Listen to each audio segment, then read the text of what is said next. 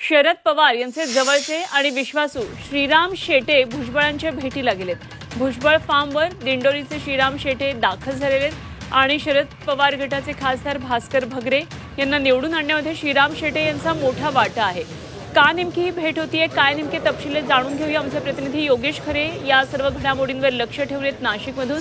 योगेश, ही महत्त्वाची नाशिकच्या राजकीय वर्तुळातली भेट म्हणता येईल। श्रीराम शेटे भुजबळांच्या भेटीसाठी पोहोचलेत, काय कारण आहे नेमकं?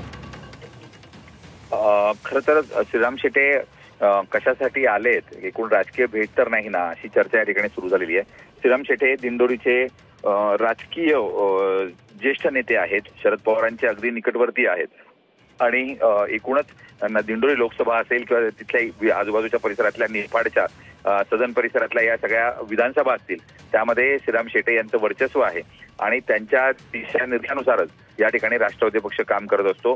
मात्र आता थोड्या दिवसांपूर्वी अजित पवार जनसन्मान यात्रेला आले होते, त्यावेळेस अजित पवारांनी सुद्धा श्रीराम शेटे यांची भेट घेतलेली होती आणि आता श्रीराम शेटे यांनी भुजबळांची भेट घेतली, त्यामुळे नेमकं शिस्त आहे काय अशी चर्चा या ठिकाणी सुरू झाली आहे। कदाचित विधानसभा निवडणुकीच्या पार्श्वभूमीवर काही उमेदवारांच्या बाबतीतली चर्चा यामध्ये होऊ शकते किंवा जे एकूणच ऍग्रिकल्चरच्या बाबतीत त्यांची काही संशोधन आहे किंवा वेगवेगळे त्यांचे फार्म हाऊस आहेत त्याबाबत चर्चा करण्यासाठी भुजबळांसाठी ते आलेले असू शकतात। मात्र आता स्वतः श्रीराम शेटे बाहेर आल्यानंतरच नेमकी चर्चा काय झाली काय याबाबत स्पष्ट करते। हरकत नाही, धन्यवाद दिलेल्या सगळ्या सविस्तर माहितीसाठी योगेश खरे आमचे प्रतिनिधी आपल्या बरोबर होते।